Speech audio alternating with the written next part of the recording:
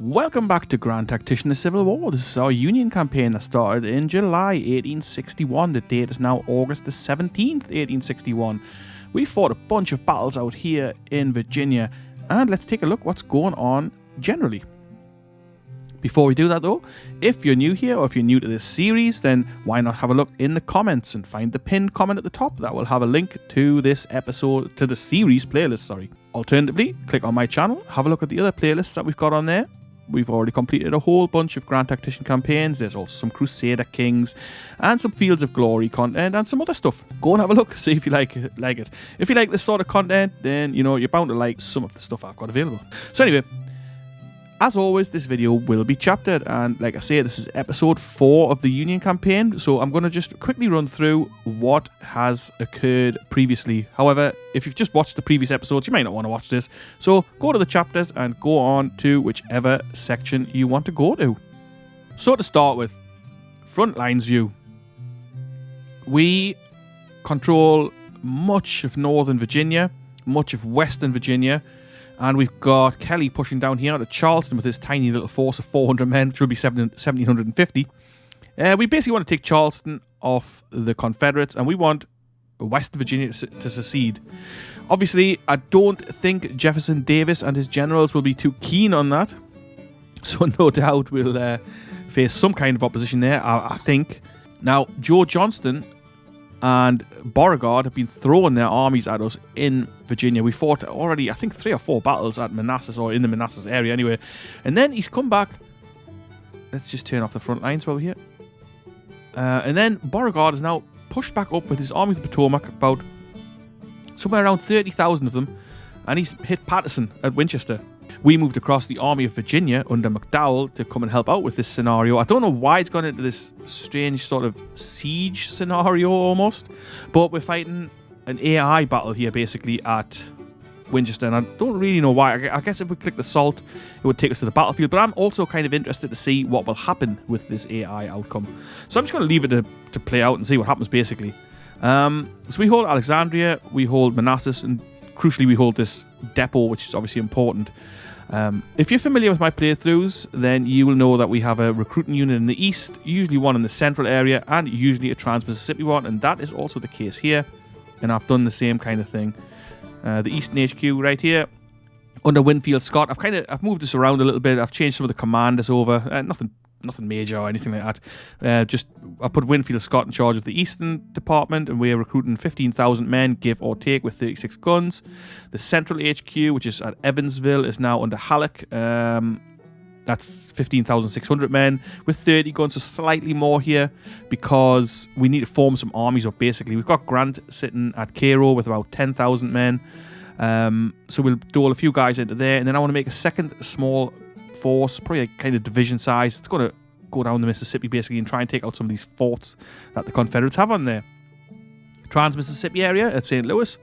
We've got Don Carlos Buell with his Missouri department, somewhere close to 12,000 men, 24 guns. They will be going to reinforce Lyon and also to contribute men either into the Army of the Mississippi under Grant or this second force we're making to push down the Mississippi. We'll see how this plays out.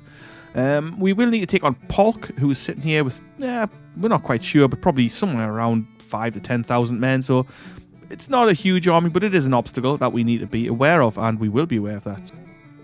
Further on, we've got 3 engineering corps. I mean, they're not really in corps, they're just brigades, but you've got to have a corps commander on here. So we've got Banks with his 1st engineers at Washington. We are currently building a fort at Washington just to add an extra one to it, obviously, so the rebels can't just march in there if we are busy fighting the Shenandoah maybe. And once he's done that, we'll move Banks on and he'll build something else for us somewhere else. We'll work that out as we go there. The 2nd engineers at Cincinnati under Dix. We'll be doing something with those guys as well. I'm not entirely sure what yet, but we'll probably end up extending the telegraph network to keep our troops connected as we push further south.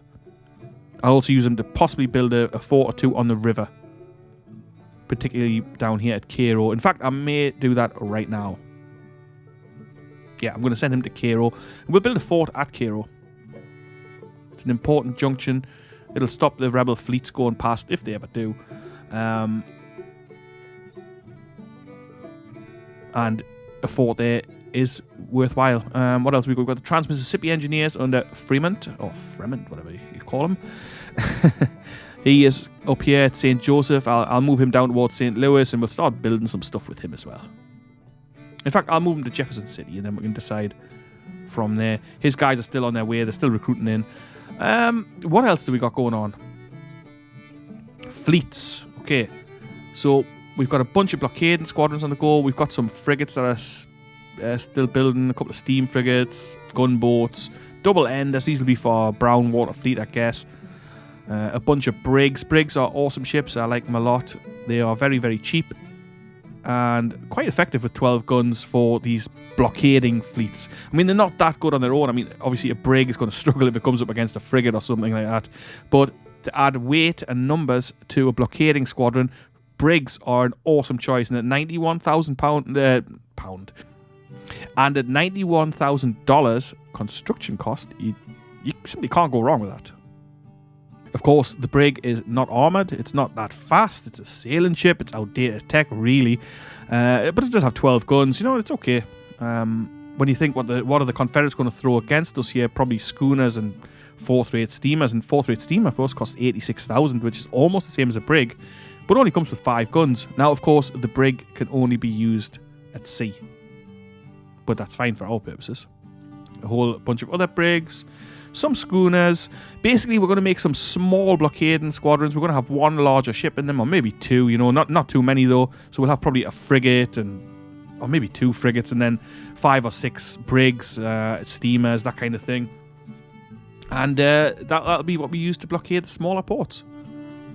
Let's take a quick look at our fleets on the campaign map.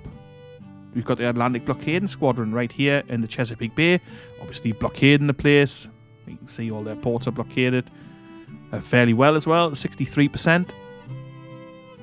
We've got the Potomac Flotilla, which is also here, just helping with the blockade and stopping any shipping from moving. We've got the Gulf Squadron down here. It's only got 5 ships, so we'll probably chuck another couple in here, a couple of those brigs once they're done, just to add weight again and help block up these ports a bit more. 28%, you know, that's not amazing. Mississippi River Squadron. This is our Brown Water Fleet. Fleet, it's 3 ships. Yeah, so the Mississippi Squadron will need beefing up, and we'll send them down the river. Obviously, we can't go too far because there's a fort down here somewhere. Or there should be. Maybe I'm imagining that. I thought there was a fort here somewhere, a Confederate fort. Ah, there is there. It's a bit further south than I thought. Fort Pillow. All right. Okay, well, fine. That's fine. We'll push south as far as we can. We'll have a look. We'll have a look at it. The 2nd Atlantic Blockading Squadron, just off Wilmington. We are blockading Wilmington, and is this New Bern maybe? Moorhead. Not sure. 45% blocks. That's okay. Again, it could do with a couple extra ships probably. Only got 7. The 3rd Atlantic Blockading Squadron. Now, this is quite a large fleet. 106 guns in that. 9 ships. We're blockading Savannah at 66%. All these 66%. And we've also got Blockading Squadron 1 right here with these guys, which is another 7 ships just to help out with this blockade.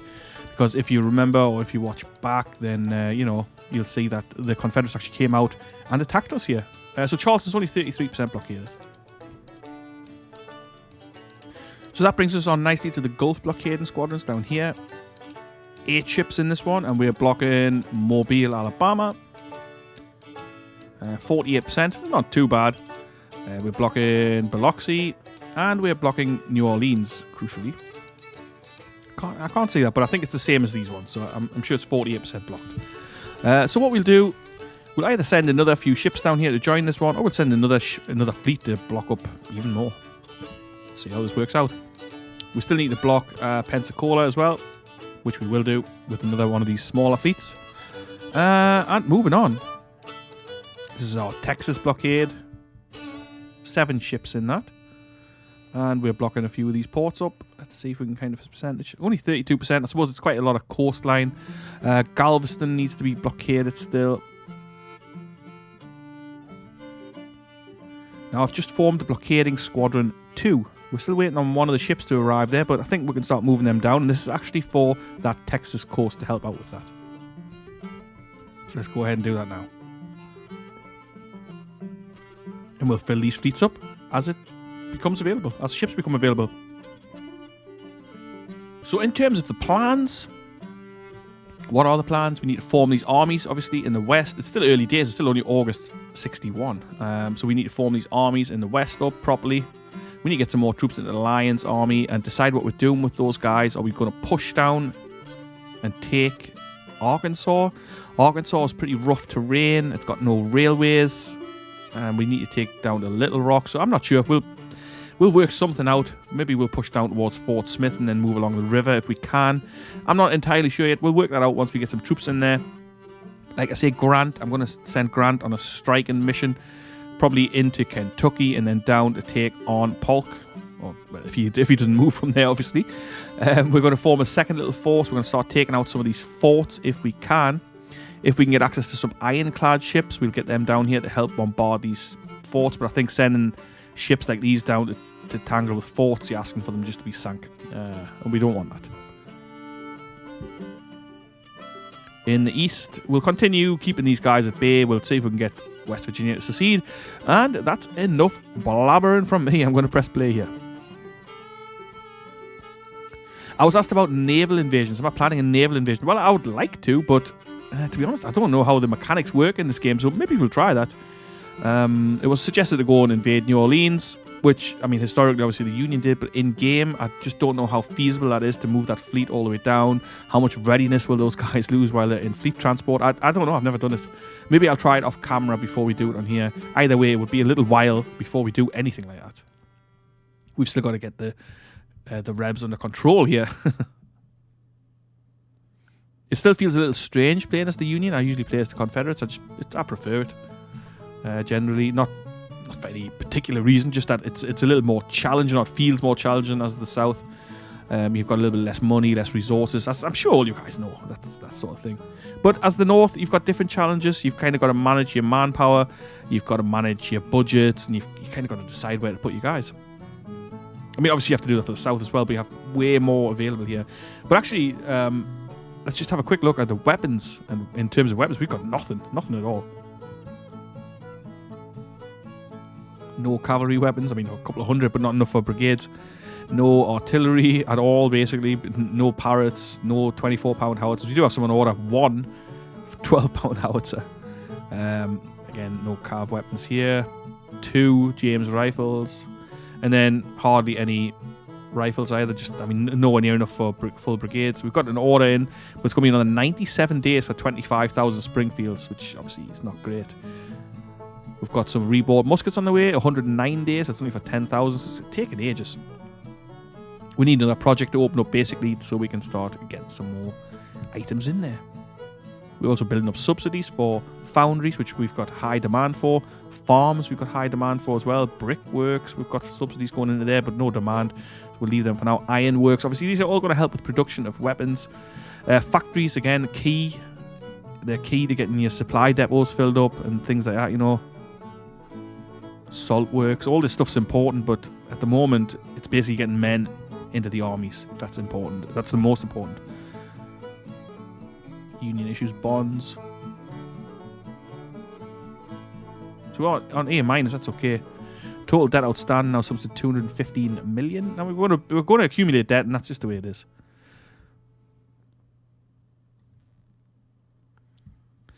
Now I was speaking to a friend of the channel, Brambra. If you're not familiar with him, check him out. He does some awesome content, really good Grand Tactician content, and other stuff as well. Now, he has started demolishing his depots that are not in use, and like that makes perfect sense, because why would I have a depot up here filled up with his stuff that could be going down to our front line? So I'm going to abandon the New York depot. I don't think we need that. If we end up fighting at New York, you know, there's some real problems there. Now, you pay upkeep for the depot, and obviously they get filled up with things, like all the things you need, ammunition, stuff like that. Harrisburg, again, do we need that? I might keep the Harrisburg one just in case. It's not inconceivable we might have a campaign going on up here. So we're still taking on Beauregard here. It'd be interesting to see what happens. The Union will win this engagement with a probability of 61%. Estimated length of engagement, 15 days. Alright, so is that 15 days from when it started? Or 15 days from now? I'm not sure. Policies, what we're working on. Military Act 2. 47 days on that, so still quite a while. We're building a depot here. This is going to be an area of operations for McClellan's Western Virginia Department. We need to keep an eye on the Confederates, though. In terms of Navy tonnage, he's put some substantial recruits in here, obviously. They're going to be 50,000.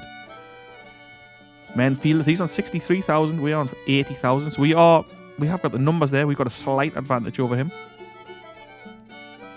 We've won 9 battles. He's won 3. Military experience is even. I'm surprised that he's 50,000 Navy tonnage. If he actually puts those guys in the field, so to speak, then that could give us some problems. Some real problems. Morale of armies is higher. National support higher. National morale higher. All those things are usually higher for the Union, for the Confederates at this stage of the game. Just speeding things up a little. Let's see what happens here. That's that blockading squadron on the move. Going down towards Texas.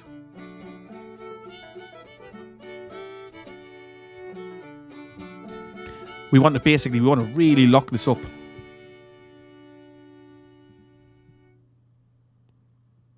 Fremont at his destination.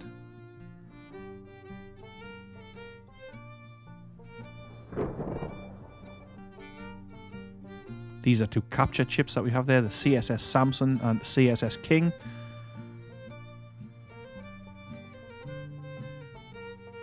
Let's keep the speed going. So our national debt's dropped again to BBB+. So it's kind of fluctuating between A-, BBB+. We can live with that. Oh, what's going on here? Why is he going back?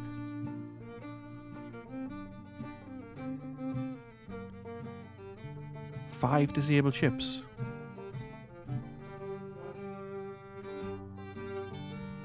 I have no idea. There's nothing in here to suggest why that would be.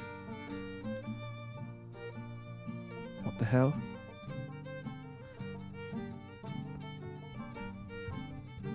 Did they take fire from Norfolk, maybe? But then why are these other fleets not? I have no idea. I don't understand that at all.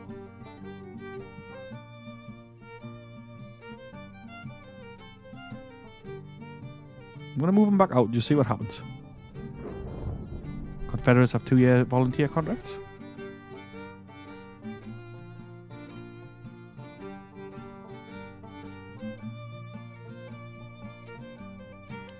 Beverly Depot is completed. That's in Western Virginia here. That should bring him back to supply. Yes, it does. Excellent. The Chesapeake and Ohio Canal Market in the state of Maryland. Oh, that was at Washington. I did that to improve transport capacity. Let's see now. Is he going to get past here?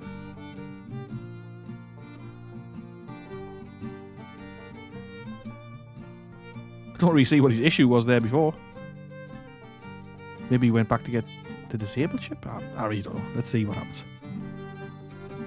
Or did he bump into a rebel fleet? Can't say I noticed if he did.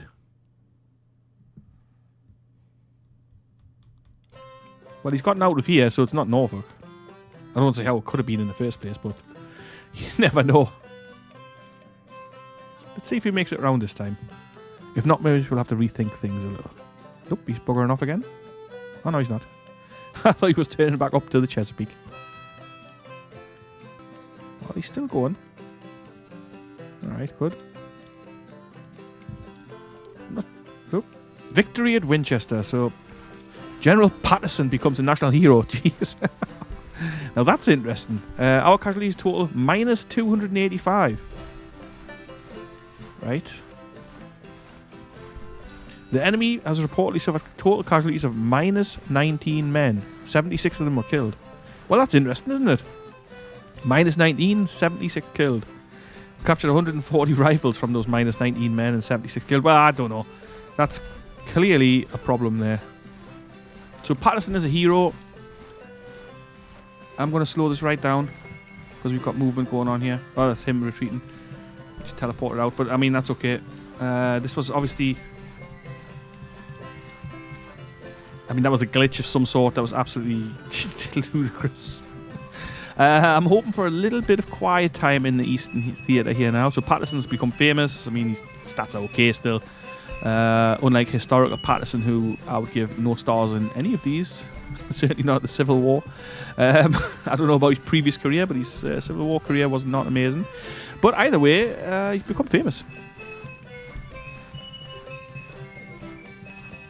And he's sitting there with 13,000 men.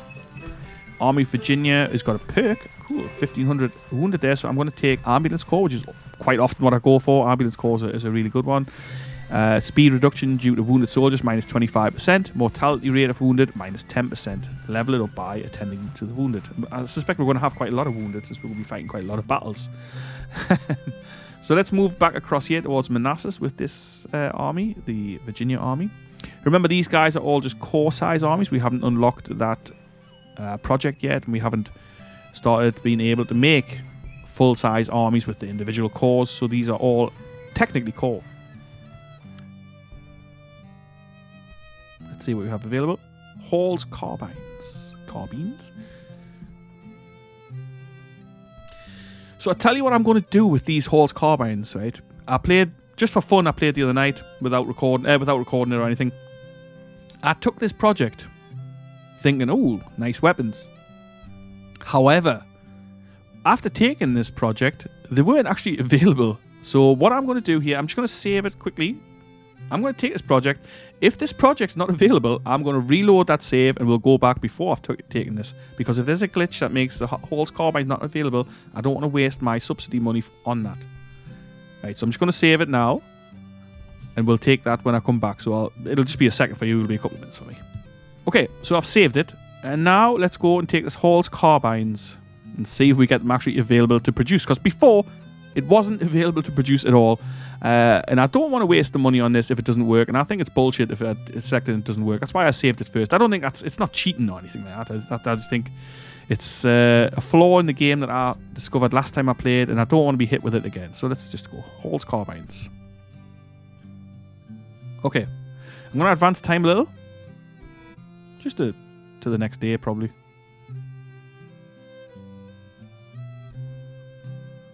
Let's have a look. Okay, military. Weapons. Hall rifle. We can't order it.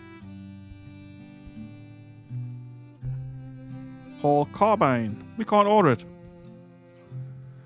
Okay, so we know that this doesn't work unless... Am I missing something here? If you know, let me know. Am I missing something? Do I need to do something else for this? Or does it just give you some? Because we seem to have 2,500. Should I have read that better? And we have 3,000 Hall rifles. Does it just give you a bunch of them available? Because we didn't have 3,000 Hall rifles before, and we didn't have 2,500 Hall carbines. Let me load this up again. Aha! So, yeah, it turns out that actually, I should have read this properly first time. A private arms dealer has negotiated a deal with the head of the US Ordnance Bureau to purchase these weapons with a very cheap price, and to sell them to another dealer who would modernize them after loaning the required money from private investors and bankers, and then sell them with a much higher price back to the government for military use, making a few investors and arms dealers rather rich in the process. Nothing suspicious about that. Right, so this is not a project to actually be able to construct the Hall's Carbine or rifles. You're literally just taking them, you're giving somebody a backhander to sort this out, and it gives you a few weapons. So, yeah, I think I'll do that. It's going to equip a couple of brigades. I'm fine with the corruption. So we'll do that. And that obviously explains this little mystery. And, yeah. Anyway, screw it. It's fine. Who are we going to give those Hall's Carbines to? Most of these guys in the Army of Virginia are armed with rifles. Oh, Richardson's not. So Richardson. Howard. So there's only Richardson and Howard. Okay. And I think we could probably arm both of these brigades because they're only small. We could arm them with the Halls. Let's do that. And then this whole army so far is armed with rifles. Now, the whole carbine, let's take a quick look at the whole carbine. Very good accuracy, 400-yard range, and 8 rounds per minute. So that's not bad. That's really good. It'd be nice if you could order more of these, but apparently you can't. So let's dish them out. We'll get this army nicely equipped. Not Baker, Howard. And we can't. Because he's just slightly over. Okay, never mind. Never mind. Let's give it to someone else, then I'm sure somebody will have it. One of these new guys in the centre. I'm sure they recruited a 1,500 man. Yeah, there we go. Mansfield. There you are, Mansfield. Your guys can have these whole rifles. So, yeah, we've got Custer's Cavalry Brigade recruiting here with his guys from Michigan. Springfield Musketoons for those guys. Manson with his first Kentucky Cav. I've changed some of these names because they're all like 2nd Brigade. I mean, about 5 of them were 2nd Brigade, so I've had to change them. Kentucky Volunteers, you know, things like that. I've just kind of changed some of them over. I'm going to give Custer some of these whole carbines. I like them. Now, the whole carbine, mediocre accuracy, 350-yard range, and 7 per minute. That's fine by me. Let's give this guy, Manson, those Springfield Musketoons that Custer had. Alright, so that's that. So basically you're throwing $1 million at somebody for a couple of brigades worth of weapons, and I think that's okay price-wise, because prices in this game are not like historically accurate or anything like that.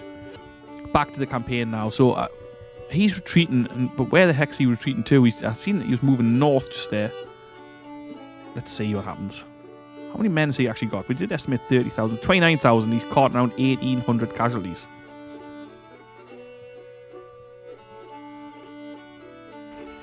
Where's he going? How's he retreating this way? Like, what the hell? Okay, that's obviously bullshit. I mean, why would he recruit south? Suffering 784 casualties. So actually, I'm going to move him up. And let's see if we can engage Beauregard once again. And that should be both of these, and we should be able to take him out. He's got no supplies. He's carting around so many wounded. What on earth's going on here? His wounded are now up to his casualties are now up to 4,500.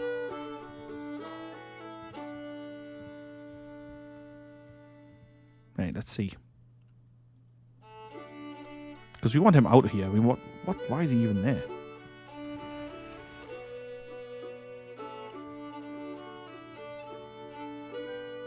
He's retreating again. Where the heck's he retreating to? Just go for a little walk to Washington. Yeah, anyway, that was a bit bizarre. The whole thing was a bit bizarre there around Winchester. I don't know. And he's building a hospital down here, even though we control this area. I'm not sure. Like I say, I really don't know. There seem to be problems sporadically with this game. West Virginia guys. Oh, he's got his men in here now. Can we arm Phil Kearney or Carney? I thought we might have been able to, but he's got 1,300 men, so no, we can't. We can give him Springfield Musketoons. Yeah, he might as well. Major Joseph Roberts with this artillery battery. And then we've got Duval with 475 infantrymen from West Virginia. We're on BBB, so we need to watch our money. Where is that fleet we sent there? Not sure. Oh, there they are. Still on the move. So our money is plummeting down. We did just recruit a whole boatload of men.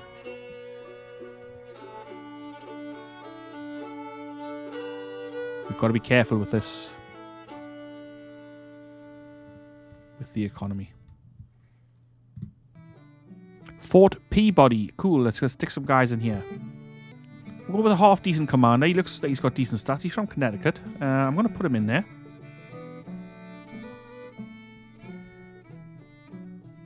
I'm going to give him some troops. Let's see, can we get maybe some Maryland troops? Yeah, let's put those guys in. Dixon Miles, that's the perfect command for him. He's a terrible commander. So there you go. There we are, that'll do. Ah, so the Eastern HQ has got its men in it. All Springfield musket-armed infantry. Maynard carbines for Greg's Carve there. Artillery-wise, basics, we've got nothing to give out. Let's dish these dudes out to some commands. Let's form up our armies. Central HQ's got a whole bunch of men there as well, Halleck's troops. We'll get started here. I'll go through what I've done when I've done it. Alright, and so we've formed up the Army of the Mississippi now, which is going to have almost 19,000 men, well 18,500, 31 guns in there. Most of the guns are poor. Howitzers and the like. No real artillery division either. I'll wait till we've got some rifled artillery to make that. So it's a fairly weak force, but I figure the Confederates probably aren't much stronger. I mean, surely they're not. And if they are, we'll have some problems. I'm just going to upgrade some of these weapons while we're here and chatting. Yeah, so Grant's force is pretty much ready to roll. Once these guys get in there anyway. So we've made a Cav division under Minty. So he's going to have close to 3,000 cavalry supported by 6 guns. Just howitzers, but still not too bad. And we've got those Hall carbines with Custer. Hurlbutt still on mixed Cav weapons. I don't think we've got anything to give him. No, nothing. What else have we done here? Eastern HQ. I haven't sent all these guys out yet. I'm not 100% sure what to do with these dudes. We've got some more infantry to go out. I'll send them out. In fact, no, I won't send them out. I'm going to make a new force here, a third corps that's going to go into Virginia. So it's going to be the Army of Chesapeake under Steedman. Let's assign them some guys. So the Army of Chesapeake is quite small, 6,800 men, 8 guns, and we're going to use these guys to probably threaten the peninsula if we can, or try and take Norfolk. They're probably going to need more guns, but it's the beginnings of the force there. Now, where have they formed? At Delaware, Dover. Okay, that's perfect, actually, so we can hopefully push down here and take Drummondstown, take this port over, and possibly come and land here and attack. I'm not sure how it works, but it'll be a nice little try of some amphibious operations. So we'll see how that goes. We'll let our treasury hopefully recover a little, and we'll recruit some more men into this eastern area, because we're going to need a lot of men, basically. Now, the Central HQ. I haven't made the second army I was talking about, simply because I don't want to deprive troops from Evansville. I'm going to keep them there under Halleck for now. What have we got? We've got a Cav brigade still forming. We've got some artillery batteries and a couple of infantry brigades. This is not a huge force, but should be enough to stop Polk from moving up if we start moving in with, what do you say, Grant's men. Yeah, we're going to wait for Grant's reinforcements to get in there, and then we'll get moving. Let's build this fort while we're at it, at Cairo, as discussed. If it lets us. I would like to build it here. Just here, please. It's not having it. Let's see. Do I need to maybe move these guys a little bit further down? Let's give Grant a few days to get these men ready and then have the readiness up, and we're going to push south. The Missouri Department. Oh, yeah. We've got some more troops here as well. Let's get those guys down into the Alliance's force. Runyon, who was one of our commanders in the east, one of the division commanders, he's now got a brigade in Missouri. I'm sure he'll be pleased about that. Oh, 6 days left on Deitzler's men from Kansas. That sucks, so we're going to lose a few men here. Never mind.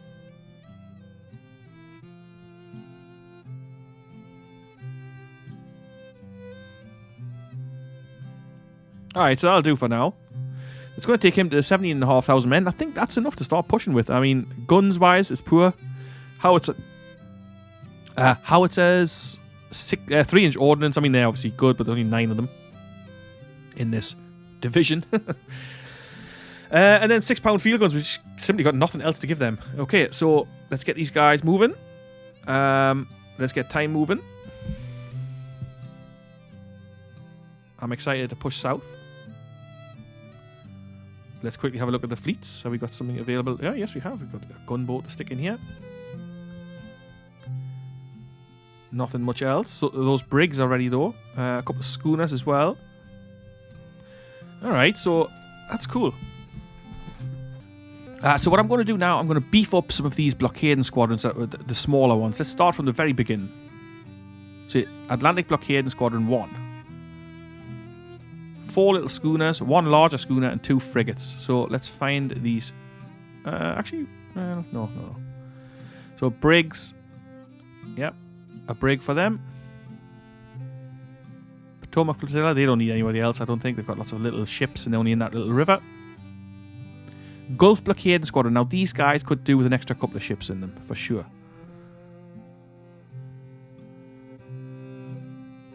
Couple of brigs. The Mississippi River Squadron. Atlantic Blockading Squadron. Now, yeah, they've only got... Oh, what have they got here? 2, 4, 6, 7 ships. And a brig.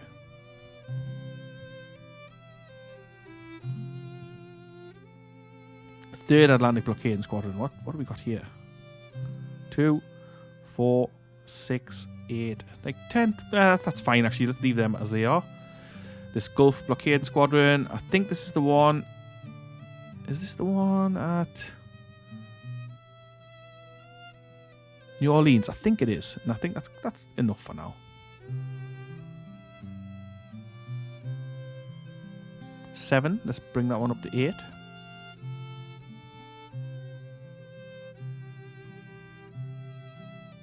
7 on that one as well. Let's get a brig in there, up to 8. Blockading Squadron 2. Now, this is the small one we've just sent south. Conditions really low. But I guess they are operating all over the place and sailing all over the place. But we've got... yes. Have we got anything ready? We've got a frigate ready. I don't really want to put a frigate in there. Nope, that's okay. So... once a couple of these smaller ships are ready, we'll send them out. And remember, I'm going to build another couple of smaller blockading squadrons. Let's just slow this down a little. So they're still en route, but in pretty bad condition, actually.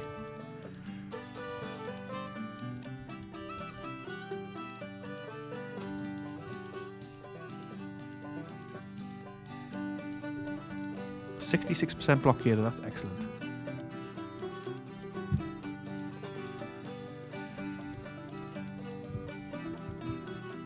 Okay. So these guys have arrived now. I want to probably stick a few more men into there, but for now, let's just... I'm going to send them down here to take... not possible. Let's move him to Salisbury for now, while his readiness goes up.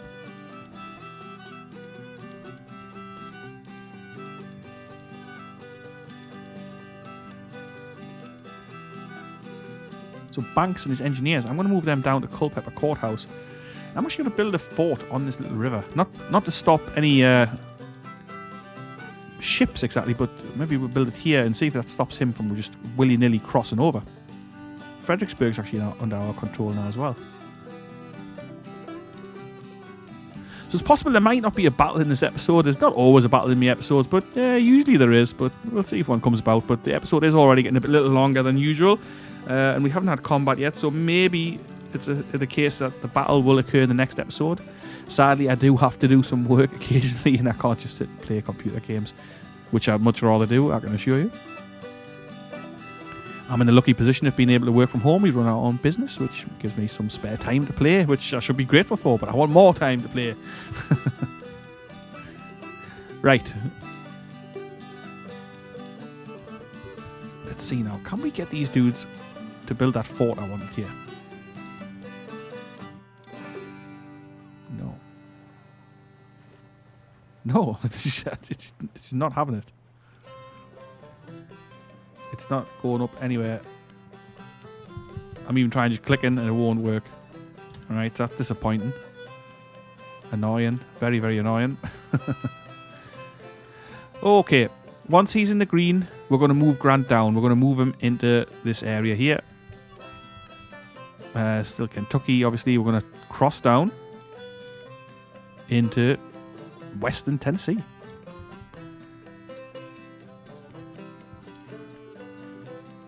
I'm going to move those engineers down, and I'll build a fort here instead if it lets me. Can build a couple of railroads, but I don't know how effective that's going to be, how much difference it's going to make, and it's likely very expensive. It'll take 159 days and cost 87 million. Now, I don't know if that's good to do when we're kind of behind on money a little bit. Let's leave it for now. We have recruited a lot of troops. We've now got close to 120,000 men in the field. He's sitting on 80. That's not a huge difference, but it is a difference.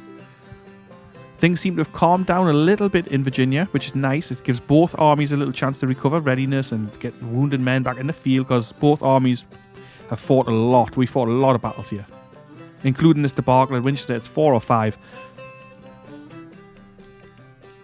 Apologies if you can hear some background noise here. We've got some movement going on. Outside, we've got a van reversing or a wagon or something making a real noise. Usually it doesn't get picked up on the microphone. Probably it won't. Okay, anyway. Let's speed this up a little. Times 20 it. I thought I caught movement out of the corner of my eye up there. That would be a problem if there was a Confederate force up that way. Oh, Paul. We've also picked up the Army of Tennessee down here. Just must be newly formed. Okay, so these engineers have reached their destination. So what we're going to do, we're going to construct a fort. It not let me. Fort. And we're going to construct a depot. So it's going to be like a forward operating area. The fort's to stop Confederates just coming up here, up the river, and it's to stop. And the depot obviously will supply our troops as we're pushing south. So he's estimated to have recruited 24,000 men in 11 brigades. Corpus Christi squadron has been raised and operating near Texas. 18 new ships. The enemy is most likely defending his land, so that means he shouldn't be on the offensive. And that suits us since we're going to be on the offensive soon. A state of Kanawha. Is that how we say it? I think so. Virginia divided. Excellent. We've got... Whoa. He didn't like that one bit. His armies in the northwest come blasting back towards us.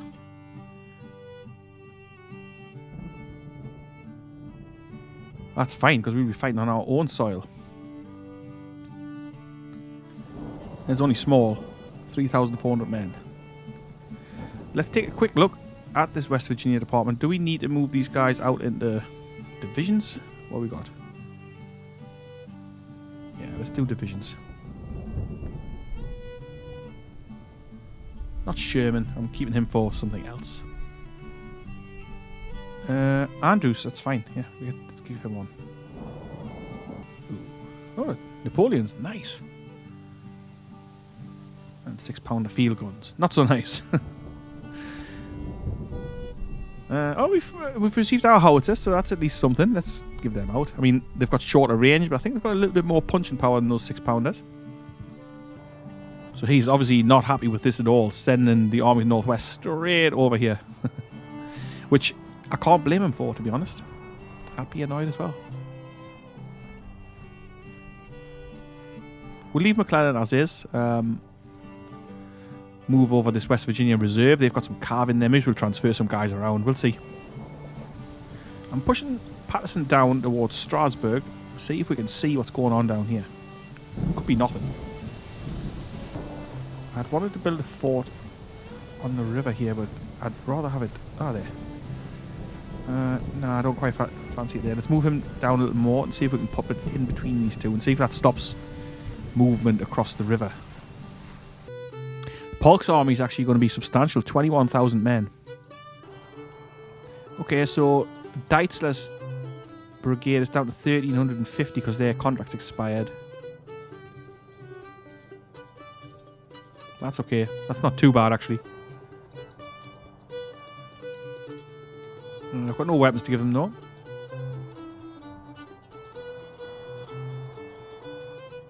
That takes line back down to 16,700.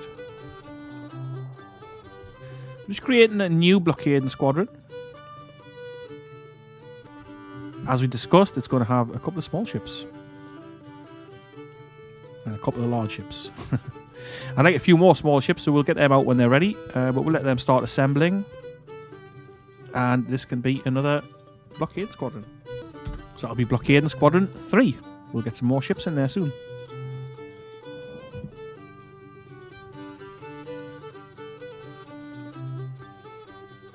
Looks like we might have a small fight here. If it's this small battle, we could maybe fight that one.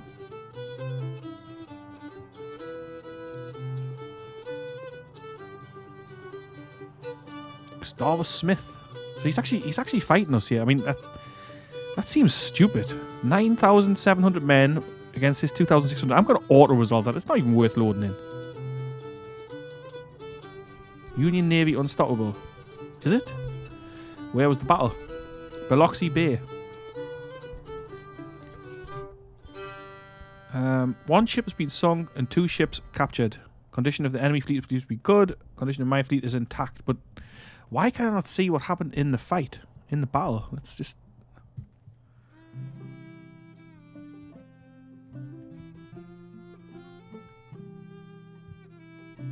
I don't know. I guess it was here.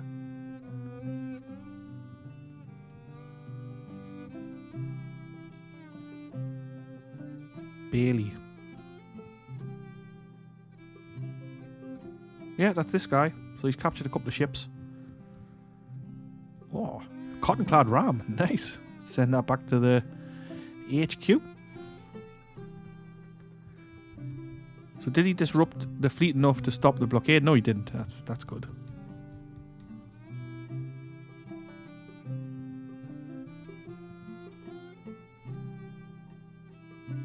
His navy tonnage is going right up 67,000 tons. He's going to overtake us soon. Well, I mean, that could actually cause us some issues. Glorious victory at Beverly. I don't think I would call that a glorious victory, but I'll take it because there's just no way I was going to fight that. It's just weird. Newmarket Hospital in the state of Virginia. Cool. Hang on, was that the one he was building down here? Yep. Thanks very much. Oh, God. Let's move him down further and we'll take advantage of that hospital. Oh, we are already getting some advantage from it. Okay. Oh, BBB minus. So our finances are struggling here.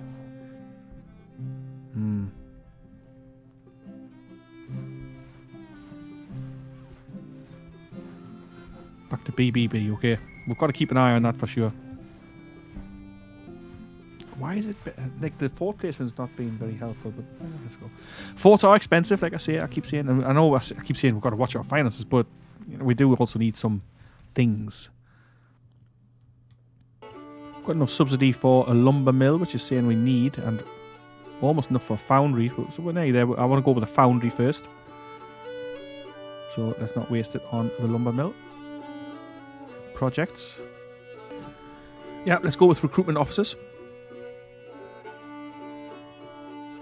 5% more volunteers. 16,000 now, so we're really not sure what he has there, to be honest. As soon as his depot's done, we'll start pushing south. In fact, we could probably start now. Although, chances are he's not in range of any supply depots. Actually, let's wait until that's done. But let's press with Lion. I'm going to press down to here. Also going to send the engineers down with him, and we'll build another telegraph station down here.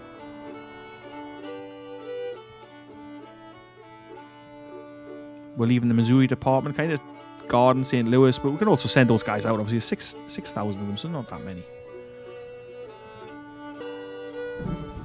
Confederates now have 3 air contracts. That was fast.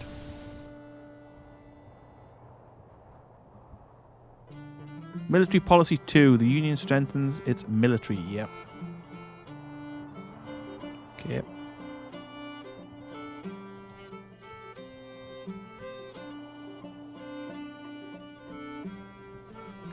So, I think I'm going to go for the Enrollment Act. Not to actually take any draftees or conscripted troops, as you whichever you like, but probably just to use to fill up volunteer brigades. Now, that doesn't then give you a penalty at all. But we will suffer 2 national morale hits, 34.4 days for that. Or we could go with emancipation, which would then lead us down to being able to recruit black troops.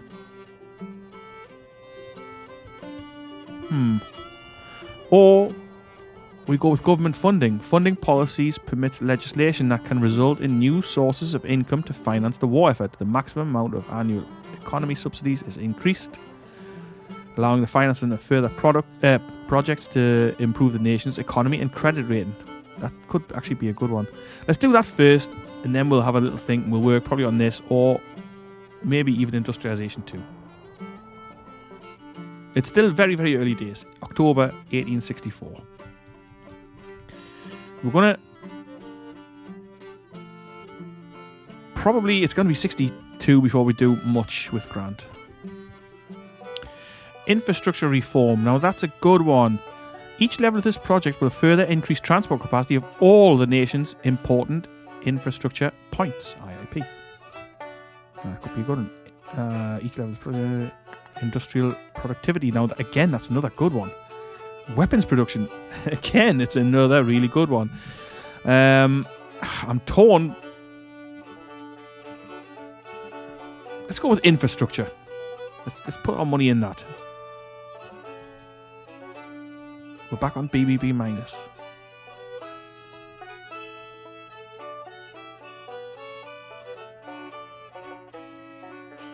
Army of the Chesapeake moving south here.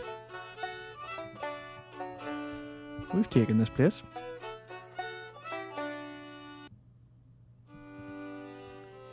I'm going to recruit some artillery into here. And some more infantry. So already, we're just down here and we're out of supplies. And I feel like the supply situation... Let's just... Oh, what's going on? Fort Bayard in Kentucky.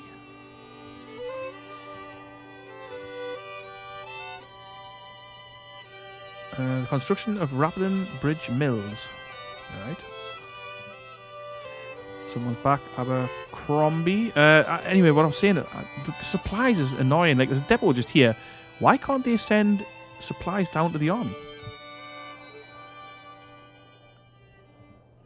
It's not that far. Isn't that how supplies work? That they would move from the depot to the army. At least that's how I understand supplies. Or the supply structure of armies, rather.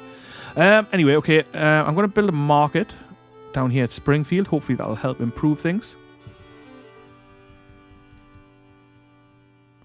We're not going to be able to launch this campaign just yet. Actually, well, probably a good job because there's a lot of troops down there.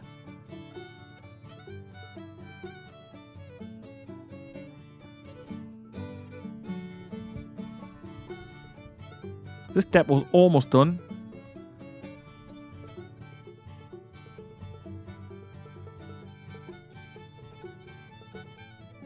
So yeah, I'm going to push down with Grant now.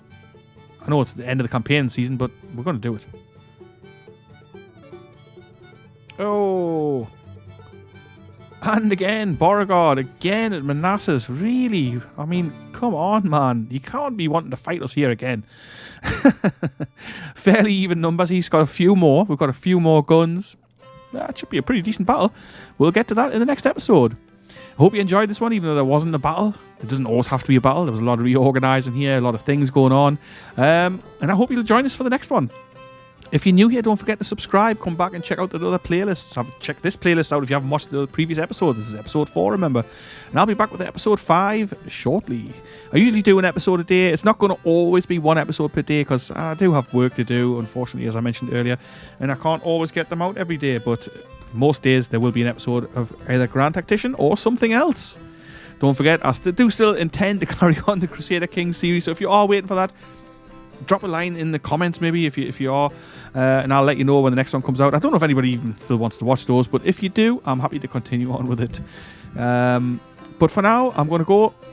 I hope you have a great day, whatever you're doing. I'll hopefully see you in the next episode. Catch you later. Ta-ra for now.